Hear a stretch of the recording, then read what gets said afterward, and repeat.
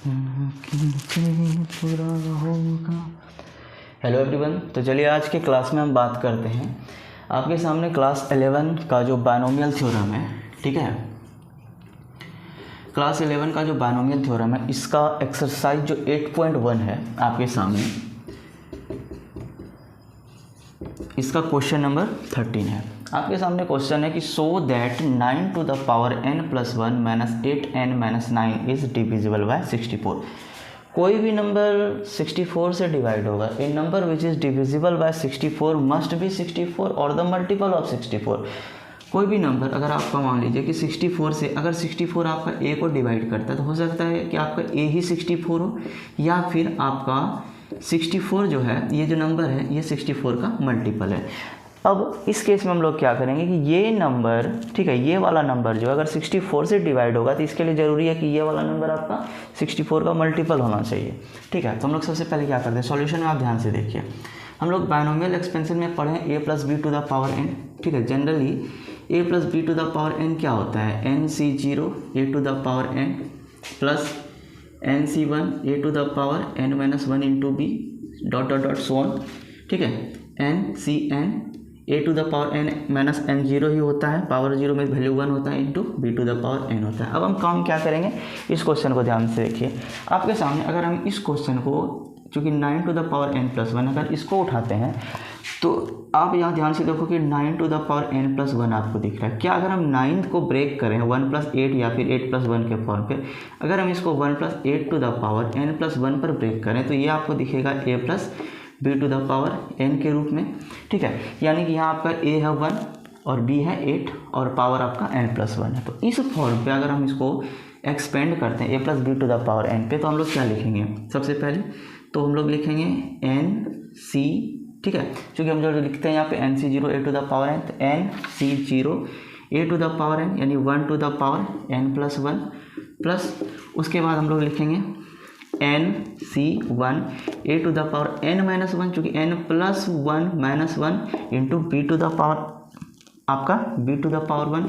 आगे बढ़ेंगे तो nc2 a to the power n minus 2 into B to dot dot dot so one, कहाँ तक जाएंगे तो ncn, ठीक है, ncn और उसके बाद डायरेक्ट करेंगे b to the power n।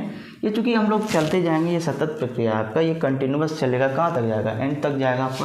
तो आगे हम लोग काम क्या करते हैं, अगर इसको हम लोग देखिए कम्बिनेशन NCR पे करेंगे तो ये हम लोग यहाँ पर लिखेंगे ना फैक्टोरियल n, और यहाँ पे भी आपका आएगा n प्लस 1 फैक्टोरियल, यानी और 1 पे पावर n प्लस 1, 1 पे कितना भी पावर हो आपका, ठीक है, 1 पे पावर मतलब 1 पर आपका जितना भी एक्सपोनेंट हो वैल्यू तो आपका 1 ही मिलेगा, ठीक है।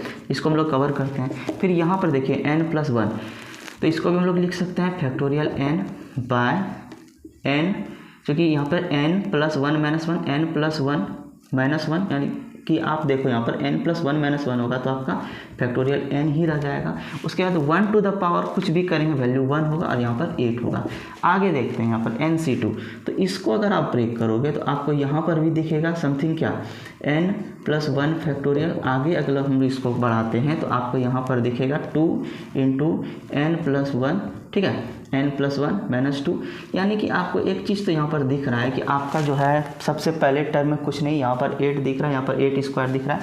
तो सो ऑन अगर बढ़ते जाएगा तो आपको कहीं ना कहीं ये 8 स्क्वायर सब में तो रहेगा कॉमन, चूँकि यहाँ हुआ 8 है, यहाँ 8 स्क्वायर है, आगे 8 क्यूब होगा, 8 टू द पावर 4 होगा। तो हम लोग ऐसा करते हैं कि 8 टू द पावर, ठीक है, 8 स्क्वायर को हम लोग यहाँ पर ले लेते हैं, क्योंकि यहाँ 8 स्क्वायर मैंने लिखा है, तो यहाँ पर ही हम लोग नेक्स्ट स्टेप में 8 स्क्वायर को ले लेते हैं कॉमन, ठीक है, और डायरेक्ट लिखते हैं ncn, चूँकि ncn का मतलब यहाँ पर ncn dot dot dot so on, आपका जो भी है पावर के रूप में रहेगा, ठीक है।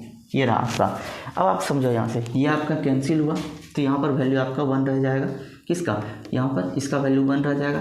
अब n प्लस 1 फैक्टोरियल है तो इसको हम लोग n प्लस 1 है, नेक्स्ट स्टेप में n फैक्टोरियल रहेगा आपका, ये n से आपका ब्रेक होगा तो यहाँ 8 बचेगा, ये कैंसिल हुआ यानी 8n आपको दिख रहा है। उसी प्रकार आपका नेक्स्ट स्टेप में यहाँ देखिए 8 स्क्वायर था तो यहाँ पर भी आपका n प्लस 1 सो ऑन कुछ भी रहेगा, n प्लस 1 cn जो भी रहेगा ये वैल्यू आगे बढ़ता जाएगा, ठीक ठीक है, आगे समझिए। यहाँ पर हमने इसको किस में ब्रेक किया था, जो कि a plus B to the power n plus 1 था। एक्चुअल क्वेश्चन हमारा क्या था, 9 to the power n plus 1। Okay, अब आप समझो यहाँ पर 9 to the power n plus 1 है, तो यहाँ पर हमको वैल्यू मिला एक 1 और यहाँ पर मिला 8 इंटू n प्लस 1 और फिर यहाँ दिखा 8 स्क्वायर।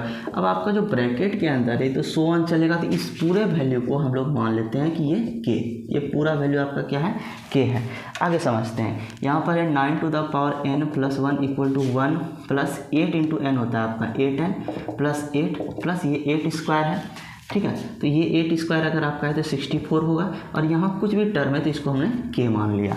अब आप समझिए 9 to the power n plus 1, ये 1 और 1 ये 8, क्या हो गया आपके पास 9 होगा, यानी कि आपको दिख रहा है ये 8n plus 9 plus 64k। Okay, तो 9 to the power n plus 1 अगर इसको इधर लाएंगे तो होगा आपके सामने 8n, ठीक है, अब माइनस 9 इक्वल टू 64k।